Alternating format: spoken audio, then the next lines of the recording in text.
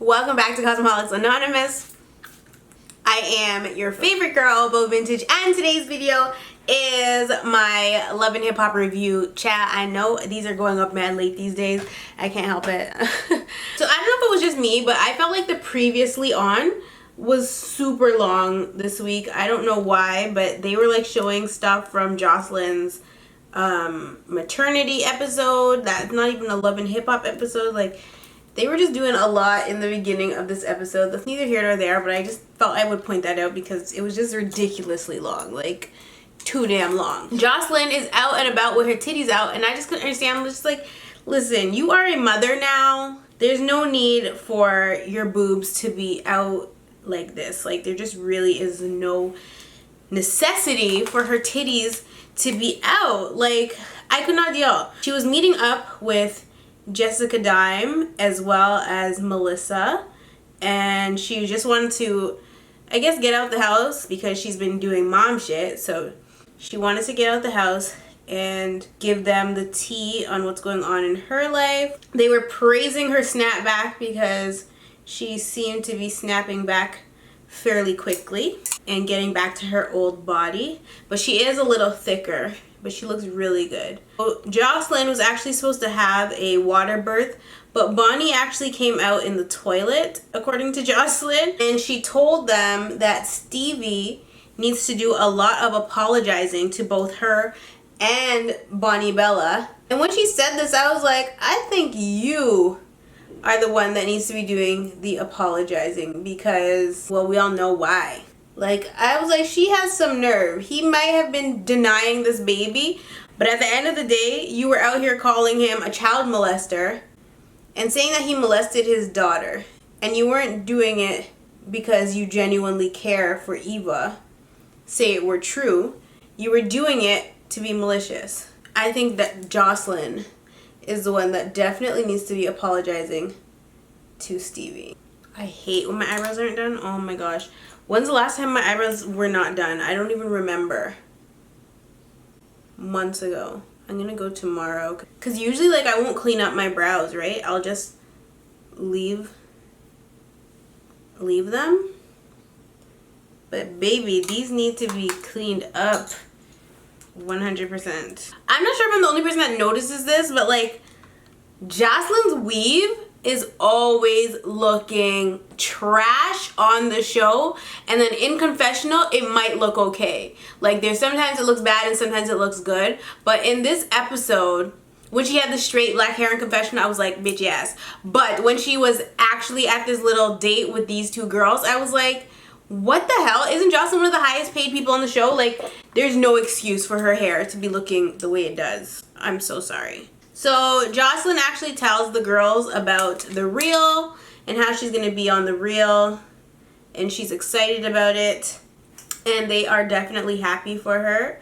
Jessica Dime starts giving them the lowdown on Tommy's wine tasting event, and she was telling Jocelyn how the girls got mad at just the mention of her name. And she also made it clear as to why her name got brought up. It was because lovely Mimi said hey to her and said, I haven't seen you since Jocelyn's video shoot, because otherwise Jocelyn would have probably have freaked out and said, why are they talking about me? But she didn't do that, so it was good. Jocelyn was actually eating that shit up because she was just like, oh, I still got these bitches pressed like little old me. And I, quite frankly, would act the same way. Like, why should anybody be getting mad at the mention of my name? What'd I do to you? Then again, Jocelyn has done quite a bit to these people, so I get why they're mad at the mention of her name. But even so, like, it's ridiculous. She said that the girls, so like Mimi, Tammy, all those women, need to get over themselves because she's past all that nonsense. And in my opinion, I feel like it's always easy for the person that is the antagonist to be quick to say they're over something. And Jocelyn is most definitely the antagonist in this situation. So, of course, she's going to be quick to say that she's past all that because nobody did anything to her. She's only done stuff to them. And anything that they've done to her would have been based off of what she's done to them. So, I don't think it's fair that she's saying she's over it because she was the one that was always in the wrong. My eyebrows are not okay. Whatever. So then Melissa actually starts spilling tea about the Tommy and Carly Red fight from the club the other night. And she's basically telling them what happened. And so she actually confirmed for us that it was a bracelet that Carly threw at Tommy. But from what I remember, the bracelet hit Tommy in like her chest or like her abdomen, somewhere in the blue fur coat that she was wearing.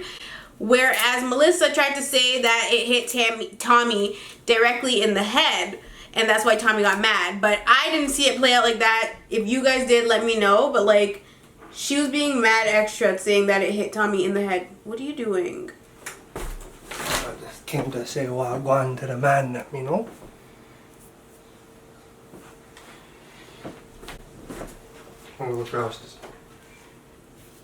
Alright, happy house hunting. So once Jocelyn hears this story, you know, she's not the biggest fan of Carly Red, but she does give Carly Red her props and she says that Carly Red has balls. You know, she doesn't really back down from a fight, which I think we can all agree with.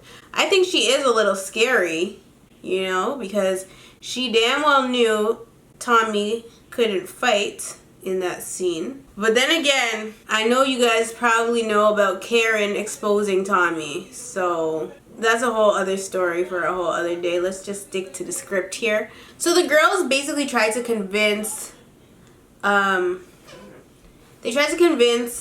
Jocelyn that Carly Red is a sweet girl, and Jocelyn, she doesn't think that Carly is sweet, but she does agree that she will meet up with Carly to discuss their issues. Melissa's really trying to kumbaya everybody this season, and I don't understand why. I'm just going to zoom in because the lighting is messed up AF. So Carly pulls up to Jock's house in the woods, and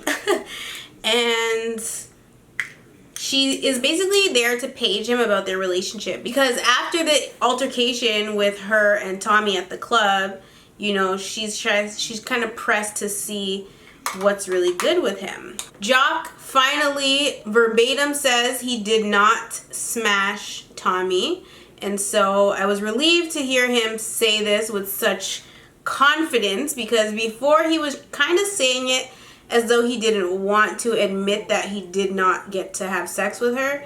But when he said it to Carly, he said, "You want the truth? I never smashed Tommy." Of course, Carly Red is relieved because this is her arch nemesis. Like, obviously, if Tommy wanted to have sex with young Jock, she could have. Like, that's obvious. But she didn't want to. She just wanted to play with Carly Red's head. And she definitely did, because Carly is over here popping up at the damn club that she wasn't invited to. So that was that. But he does then continue to say that, you know, I think that Tommy was just trying to get back at you, and maybe I was wrong for allowing her to even use me to get back at you, but me and you were never exclusive, and I made that known from the very beginning. And Jock has always said that in confessional. He always said him and Carly are not exclusive. Carly is crying her eyes out, saying she doesn't know why, but Jock is the only man that gets her like this, and she is bawling her eyes out. I said, stop it. Like, please, Carly, why are you really crying right now? I could not understand for the life of me, but then I realized, obviously, Jock has that bomb deep, because he got 4 damn baby mom, he got a wife still, he still is married. Jock is legally married, so all these women are just so comfortable messing with this married ass man. So it's clear to me that he has the bomb D, okay? So shout out to young Jock for that, but other than that, he is definitely not a looker child. And so when Carly is crying, and Jock actually said she was crying crocodile tears, which was facts, but she looked a whole mess. I need you guys to see her right now. I'm going to insert her photo because she looked freaking crazy. So I have the perfect solution for Carly Red, And it is simple. Date men your own age. Because I don't know why she insists on dating younger guys. Right now, Carly is in a relationship, situationship, girl, I don't know, with Caesar. And I can't understand it for the life of me why they would be a thing. She was actually on an episode or two of Black Ink Crew, but I just don't understand why they're trying to push that they're in a relationship, a real relationship. Like, Carly needs to really start dating men her own age. And by her own age, I mean, like, men that are older than her, at least in their damn 60s, okay? The oldest man she dated was Benzino. And not even that worked out. There's clearly something wrong with Carly. At the end of all this, she actually invites Jock to an event because she is opening another store, so she says. And so she wants to host a grand opening, and so she invited him. And it's going to be on Monday, and it's going to be messy because she's going to be there with Caesar. So in the next scene, Rasheeda actually pulls up to her store, and she begins to page her mother about what happened at the club the other night when she called out Kirk, because obviously Rasheeda was really embarrassed. Too bad for Rasheeda. Miss Charlene actually is standing by her decision to call Kirk out because she feels as though somebody has to do it. Like, Rasheeda certainly isn't doing it, so she feels as though it's her duty to meddle and do it for her. So she begins to tell Rasheeda that Kirk is out here in these streets telling Lil Scrappy all this BS about how he's not allowed to touch her. They haven't had sex in however many months. And Rasheeda gets upset immediately because it's just like, why is Kirk doing that? Everything but what he's supposed to be doing. He's not taking a DNA test, and he is out here in these streets making up excuses as to why he's cheated on his wife. Like, who goes out and justifies or tries to justify the fact that they cheated on their wife? Cheating on your wife, cheating on your husband has no justification. There's nothing you can say to justify it at all. At this point, Rasheeda sounds, oh, whoops, that's the wrong thing. Rasheeda sounds like she's fighting back tears while she speaks. They both agree that he does not respect the relationship. He does not respect his wife as a person, and something needs to get done at this point. Rasheeda says that for right now, she feels good about her separation. They've been living apart, and she's happy that way. But things still come into play for her when it comes to that situation. Like, it's not just easy for her to just say F it because they have kids and blah, blah, blah. But to me, I feel like when you go through that much with your husband and you don't even see any change in him, it's beyond the kids at this point. Like, it's beyond staying for the kids. There has to be a line drawn or the relationship will never improve. He does say divorce is on the table, but I feel as though she's just talking. Like, she's just saying that to say that because that's what people are expecting her to say. Not because she's actually going to go through with it. I would already went through with it, child. That's all I know. But to each their own. She also says that she's not about to drag Kirk's grown self down to the DNA test center because at the end of the day, he is grown. And, you know, he is going to go when he wants to go. But at the end of the day, if there's even a slight chance that my man, my husband, has fathered another child while we are together, married, child, you think I'm not going to drag his ass down there and leave him there for 10 days while the results are being, like, he's going to sleep at the DNA test center and he's going to come back and tell me whether or not the paper says he is or is not the father. Like, it takes all but 2 seconds to swab his little mouth or take a blood sample, whatever they do. And so everybody's just making up excuses at this point. Like, I feel as though Rasheeda is making up excuses. He is making up excuses. Everybody's making up excuses, and It doesn't make sense to me. Do a DNA and get it over with. I honestly feel as though Rasheeda is just as guilty for prolonging this whole thing. Like, it does not need to be going on this long. He could have had a DNA test already, and she's prolonging it by allowing him to not take the test immediately. So in this next scene, Tommy meets up with lovely Mimi, and she's just venting about the event that happened the other night with Carly, Red, which obviously lovely Mimi was at as well, coming to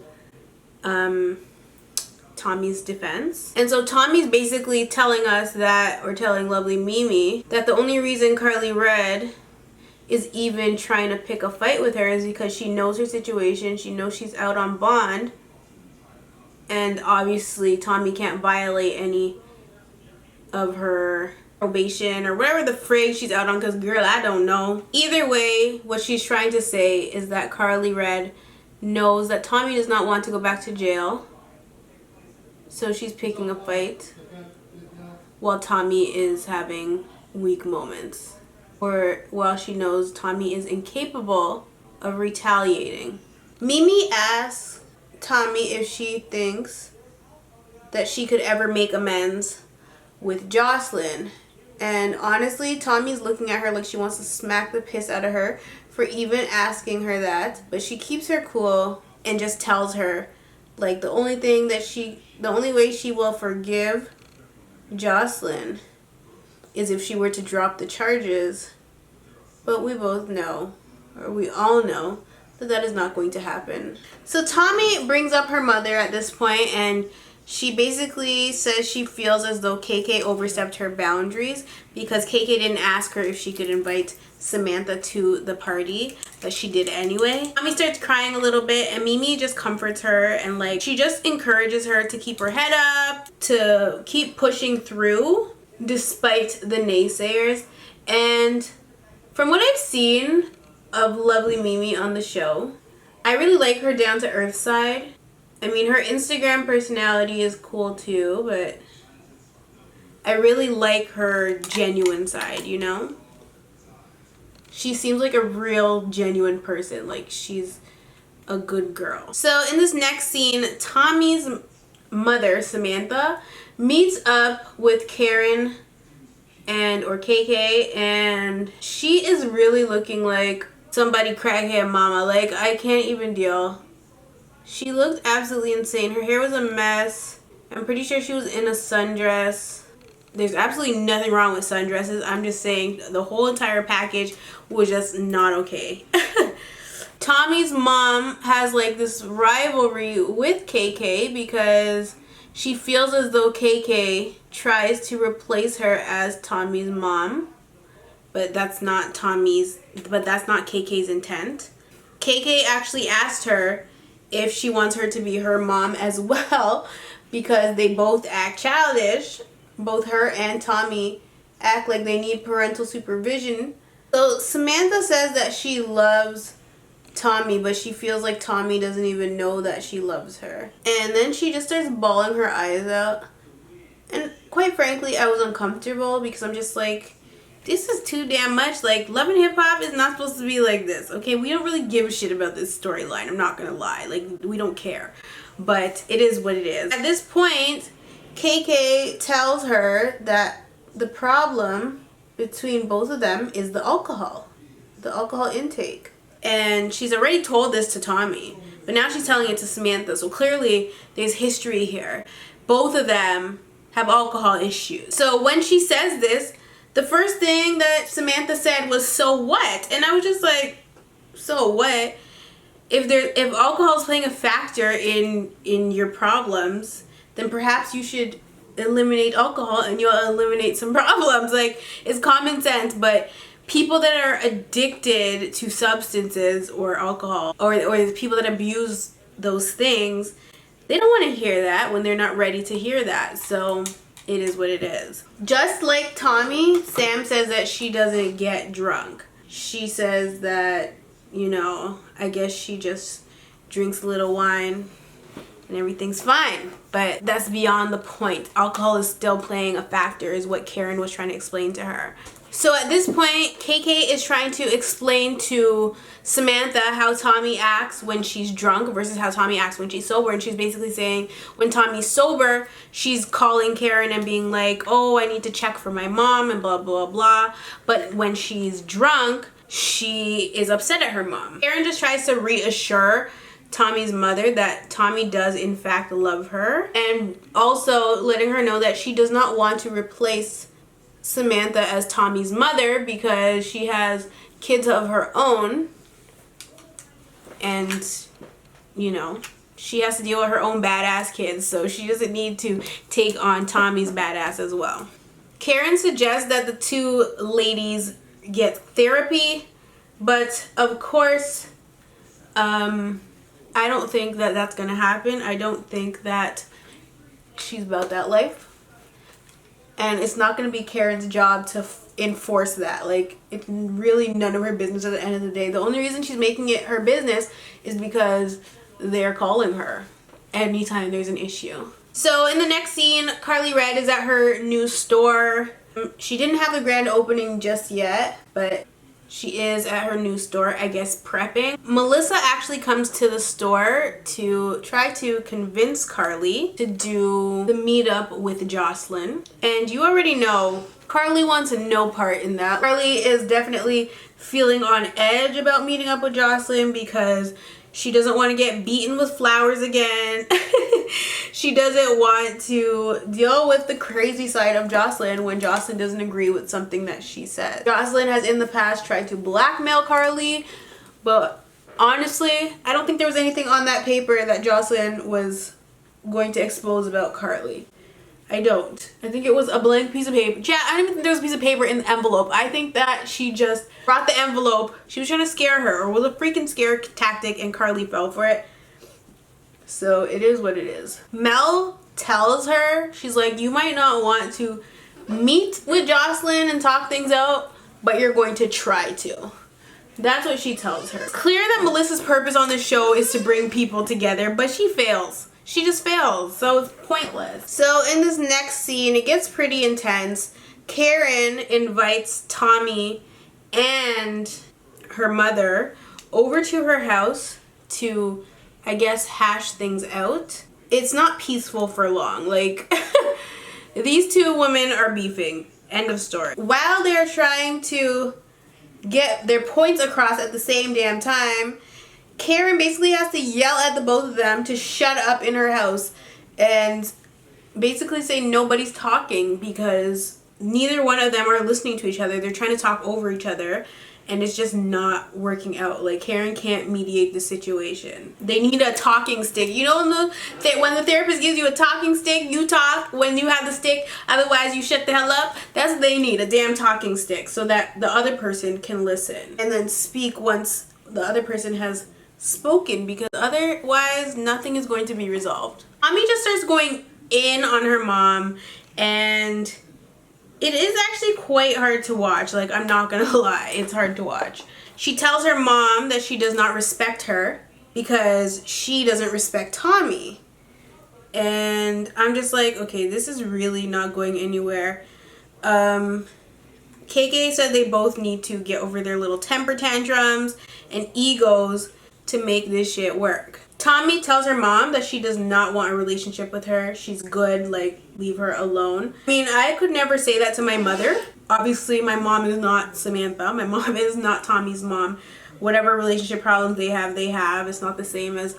But when it comes to my other parent, I feel the same way Tommy does, but I don't think the situation is the same, and so I don't know. Like, I totally understand where she's coming from when she says she doesn't want to have a relationship with her mom because I don't want to have one with my father. So I totally get where she's coming from in that respect. However, it's her mom. And, you know, there's 3 sides to every story. We really only know Tommy's side. We don't know her mom's side. And we don't know how the situation was beforehand, before the show. We don't know that. So this could just be a storyline, and actually, according to Karen, who exposed Tommy the other day. If you didn't watch that 47, I think, minute video, you guys should go watch it. Her Instagram live video. It is all over YouTube. You can go see it. She basically said that before the show, from what she knew, both of those women got along just fine, and this is just a storyline, so you know, it's a bit extreme. Tommy does tell her mom to go and mend it with her other kids, but she does not want to mend it with her mom. Before Tommy stormed out, security and production actually came in because it was getting really heated, and so they had to step in, of course, to defuse the situation because Karen could not do it on her own. So they came in, they did what they had to do. Tommy's mom tries to say that Tommy only comes to her to talk to her when she's having relationship issues or boy problems. And Tommy shuts that down immediately. She's like, what are you even talking about? Because I don't even have a boyfriend, first of all. And her last boyfriend was Scrap. So she basically calls her mom a liar at this point. She says she's done with it, and she ends up leaving with security. They actually break and go to commercial and then come back to the scene. So at this point, KK actually had gone out to speak to Tommy to calm her down and bring her back in because this situation cannot go unresolved. And so she goes, Tommy comes back, and they try it again. Tommy asks her mother what the issue is, like why she's trying to get to the bottom of her own anger, so she's trying to figure out what's wrong with her mom, basically. And she also, before she lets her mom speak, she says to her mom that her mom probably doesn't think that anything's wrong with herself, but she still wants to know why she's upset. So her mom starts saying how she went down the wrong path, and she tried to do the best for her kids that she could. Her kids were always taken care of, and blah, blah, blah, blah, blah. So that's what she's telling Tommy. They both are in agreement that they love each other. Tommy does not hate her mom. She might not agree with everything, but she is admitting that she does love her mother. So then her mom asks Tommy why she's so hurt. Tommy says her whole situation. For clarity, she starts asking her mom, she's like, when I was 14, did you or did you not have an option to send me to juvenile or not? And her mom wouldn't really answer the question. And so what happened was Tommy didn't like her living situation when she was 14, and so she ran away from home. And I guess once she was found, the police brought her back home, and I guess her mom had the option to send her to juvenile detention or to let her come home, and she sent her away. And so ever since then, Tommy has been in and out of jail every single year. This was another thing that KK addressed in her little rant on Instagram Live. She said that Tommy obviously only had misdemeanors because she had so many mugshots. She was never really doing time in jail. And it was never a case of where she was able to bail herself out either. It was just that she wasn't doing real crime. She wasn't selling drugs. She wasn't doing anything serious to where she would actually go to prison and do real time. Whereas Tommy tries to front like that's the case, you know? What we got from this whole scene was that Tommy blames her mom for her own issues. Is she partially to blame? Maybe. But when we're born, I believe that we are all, not all of us, chat, because some people, well, no, because even murderers, like, even people that murder people, they know what they're doing is wrong. Well, some of them, child, some of them don't, but even when it comes to people that are murderers and stuff, they know what they're doing is wrong. Otherwise, they wouldn't try to cover it up. You know what I mean? Because they're just sick. So when we're born, we all know right from wrong. You know, it's just a natural thing for most of us. And so anything that Tommy has done in her life, past, present, future, she cannot blame her mother.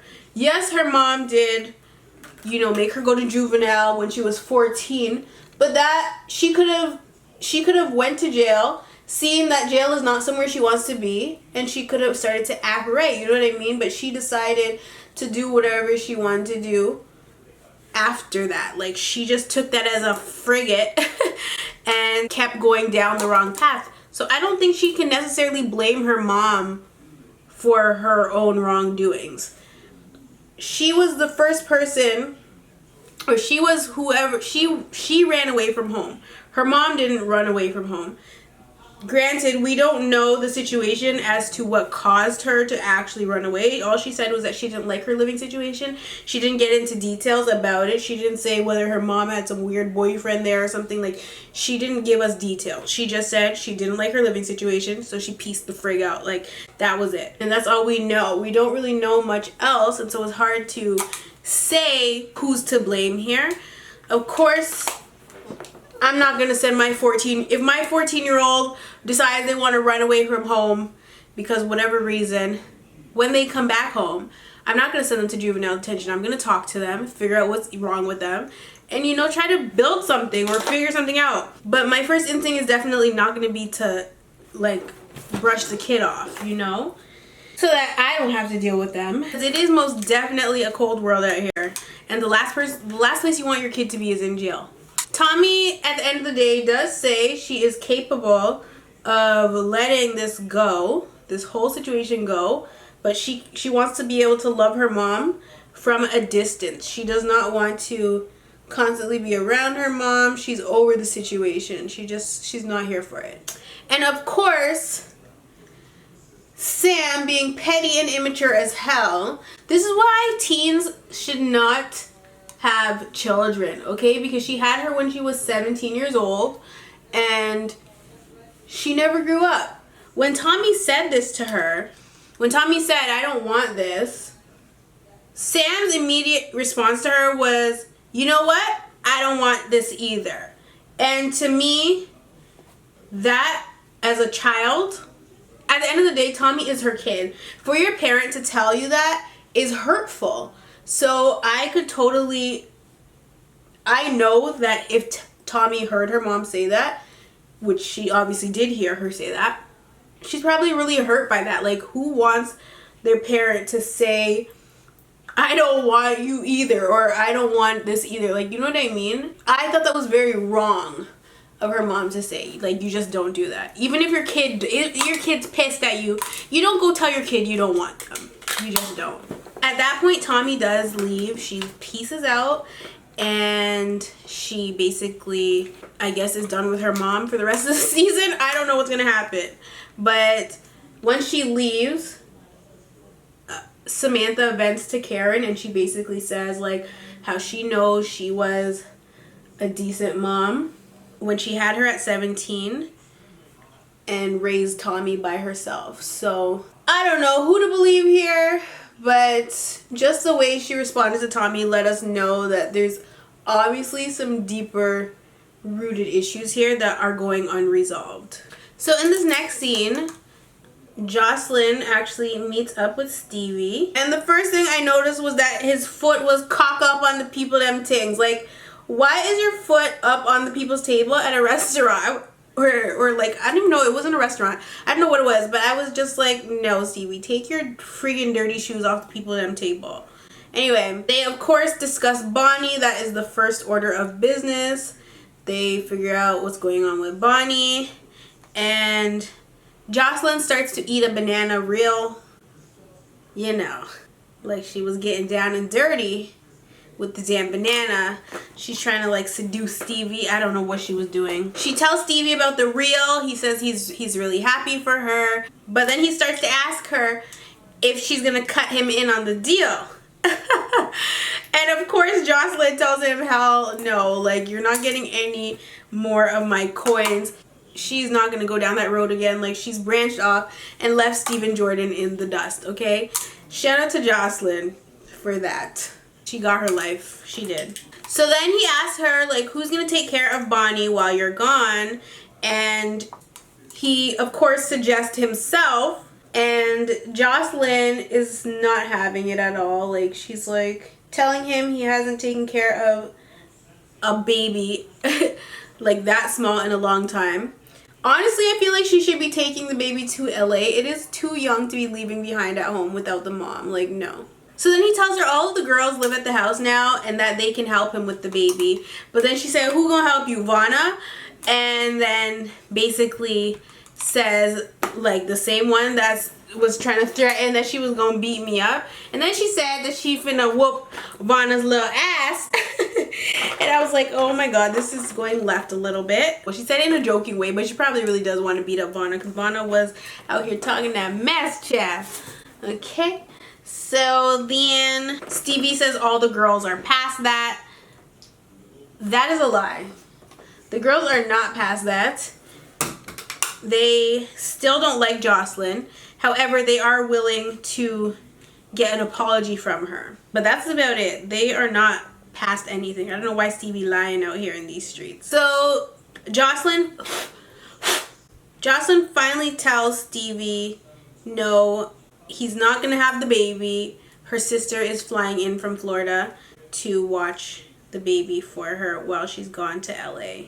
I think what would make more sense is if her baby went to LA with her and her sister came with her, so that she had a babysitter while in LA. That would make more sense. It doesn't make sense that her sister would be flying into Atlanta to stay with the baby. Like, a baby that young is not supposed to be away from its mom for like a week, because when Jocelyn filmed The Real the first time, she was, I think, on it for about 4 episodes. I don't watch The Real, so I don't know, but I'm pretty sure it was 4 different episodes. So when she tells him that the sister is coming from Florida, she tells him that if he wants to, or what he can do, is go to the house every day and, sorry, I'm just putting my glue on my lashes. He can go to the house every day and visit the baby. But he damn sure ain't about to be watching the baby. And so, I'm not gonna lie, when she was first making up excuses as to why he can't watch the baby, I almost felt as though it had to do with the fact that she claimed he was molesting Eva. But she obviously is not gonna say that if, I don't know. Because it's weird to me that she made those claims about Stevie, and then now, all of a sudden, it's like everybody's brushing it under the rug. I don't believe the claims, but just this scene kind of made me side-eye a little bit. I'm not sure what to believe when it comes to that. But, like, why waste money and make your sister fly in from LA? Or, sorry, fly in from Florida up to Atlanta when your baby daddy is right there, and that's that's what you're supposed to do. You're supposed to drop your baby off at the baby daddy house if you have somewhere to go. And for him to volunteer to want to watch the baby, and she's still saying no, it kind of makes me feel like she doesn't trust him around the baby by herself or by himself. And I don't feel as though it's because he hasn't taken care of a baby in a long time, because at the end of the day, he has so many kids. Stevie is not new to this shit. And Eva is, what, like 6? I don't even know if she's 6 yet. Like, it wasn't that long ago that Eva was born. He's not foreign to changing diapers and making bottles. And like he said, the other girls are there. So, I don't know what the tea is, y'all. I'm just saying that I found it a little strange that she would rather her sister fly in than the baby just stay with the baby's dad. Like, see, that's what doesn't make any sense, because Jocelyn's like how 100% Stevie's going on child support, but here he is trying to be active in his daughter's life, and you watch her while she's gone, and she's not allowing for that. So, I don't know. I'm just pointing some stuff out, okay? So, in this next scene, Tammy had actually set up some campfire or a bonfire for all of her friends, because it seems as though everybody got some drama of their own that they're dealing with. And so she just set up this little campfire for them to, I guess, get some anger out or some issues out. It's Bambi, Mimi, Carly Red, Tammy, and surprisingly, Sierra was there as well. First to go burning away was Sierra, and she actually brought a lace frontal to burn because she said that Mariah always had on the worst lace frontals, and so that's what she chose to burn. I thought it was whack. What she should be burning is her man's debit card, or her debit card, child, because that's where her man was getting the damn money from to give to Mariah in the first place. Either that or her marriage certificate, because I mean, your man was just doing the most.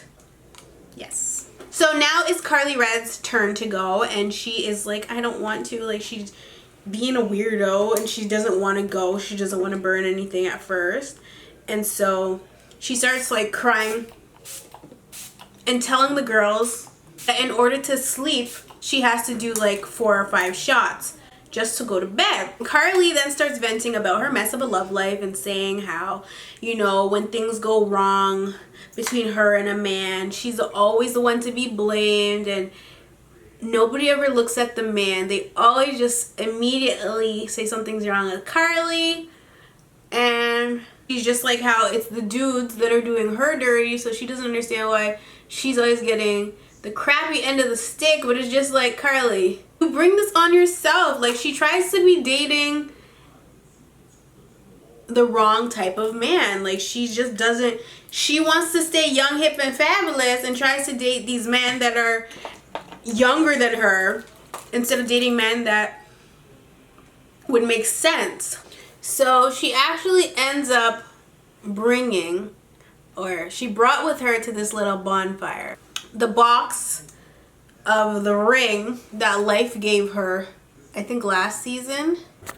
But she did not bring the ring with her because she brought that thing to get appraised, and we knew that it was just a popcorn ring. Like, it was not a real ring. And so Carly took that little fake ass box and threw it into the fire.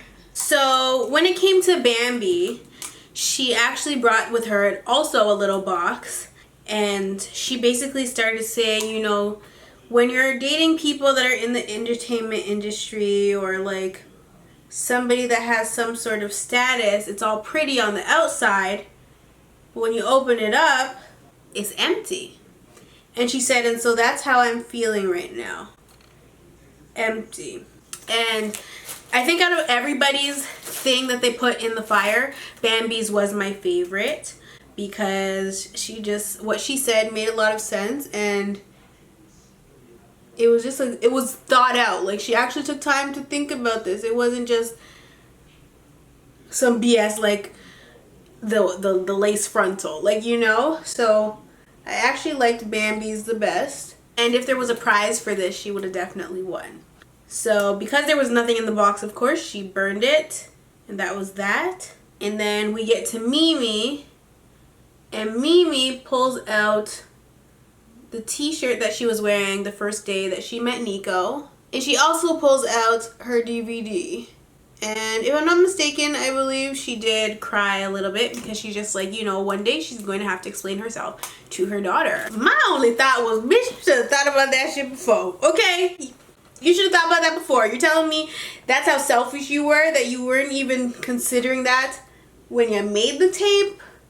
Like, and the fact that she tried to put it all on Nico when we damn well knew from jump that that was not the case. I honestly wish I was reviewing episodes back then, because I had so much to say. I had so much to say every week. I look like Jessica Diamond for real, yeah, I can't. Anyway, she was saying that the decision that she made to do the sex tape haunts her every day of life, as it should, because you know what? You were selfish in that. And you know what? It was a quick check, so whatever. Get you your money the best way you know how, mama. Do what you gotta do. She ends up burning both items, but I was just like, baby girl, the tape's still online, so what is burning it gonna do? Like, you can burn the tape all you want, but that's one copy out of millions that have been, you know, viewed and sold and streamed. So irrelevant, but whatever. So this next part pissed me off. Rasheeda says, y'all remember that apology party they threw for me, or Kirk threw for me last year or the year before, whatever. She said, y'all remember he gave me a diamond heart necklace? And so they show the clip in black and white of, what I remember was in black and white, of Kirk putting the diamond necklace around Rasheeda's neck for the apology party.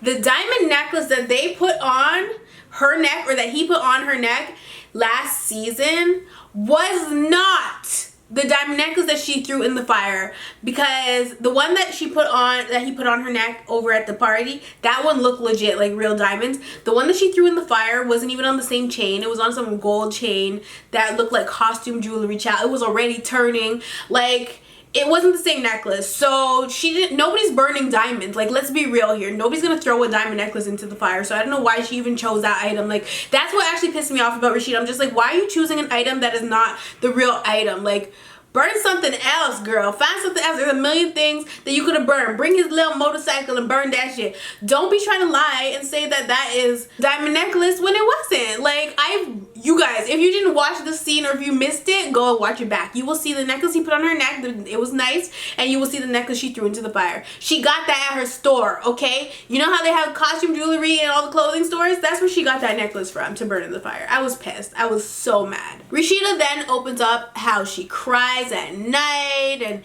she's, you know, really having a tough time with this whole situation, and how she just wants everything to stop. And so I got a solution for her, but she don't want it, so I'm just gonna keep it to myself. Finally, it's Tammy's turn, and Tammy starts talking about Waka. Her point was to say that what she's burning has nothing to do with Waka and everything to do with herself. Whatever they were going through at that time, she was writing in her journal all these things that she thought that she was doing wrong, and that she felt was wrong with herself because of him. And I'm just like, if a man makes you feel like that, what in your right mind would make you want to stay with him after the fact? Like, you could beg and plead, chat, all you want, but I ain't gonna stay with you if you made me feel like less of a person, less of a woman.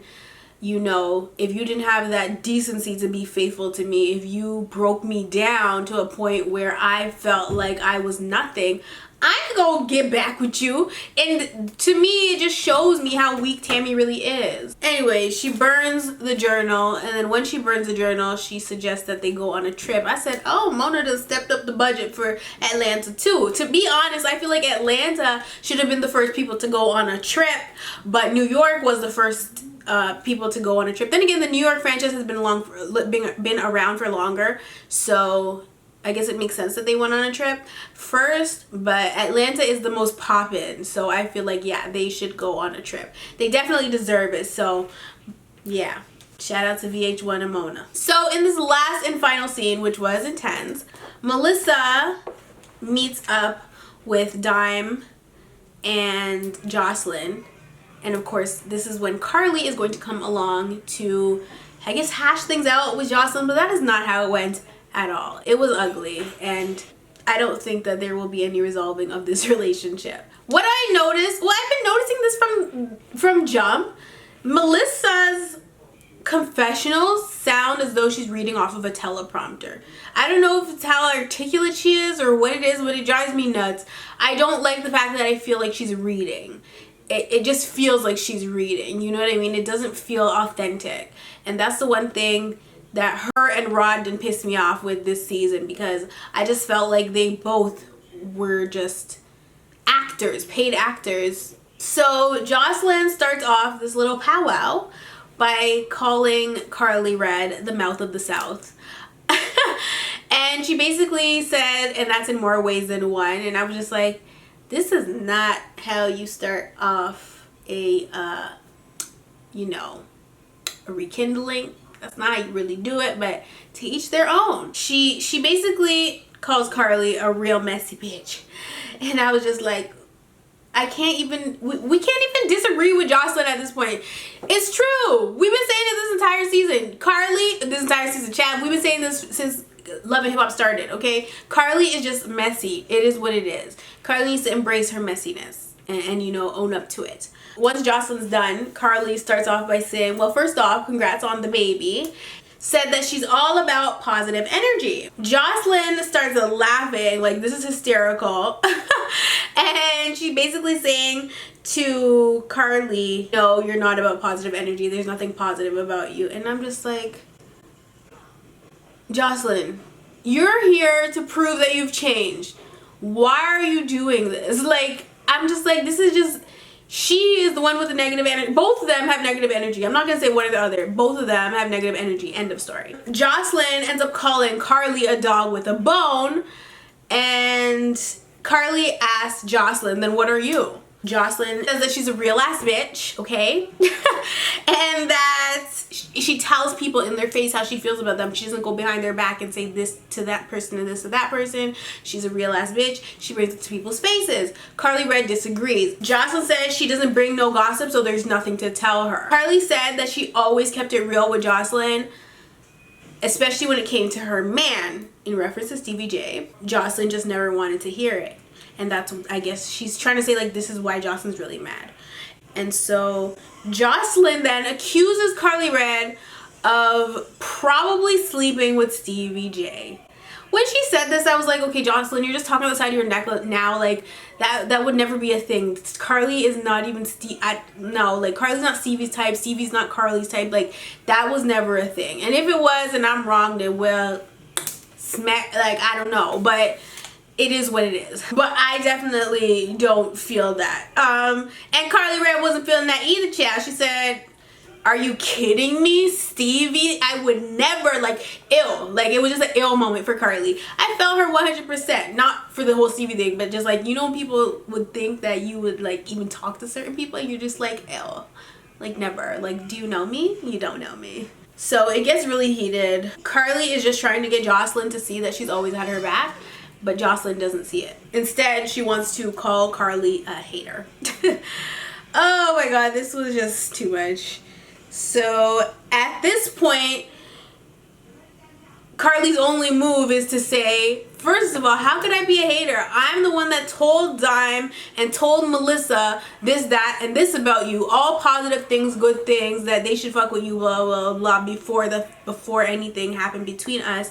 I'm the one that gave them the green light. And to say that you're cool people, I always defended you no matter what. And so Dime actually does step in and say this is true.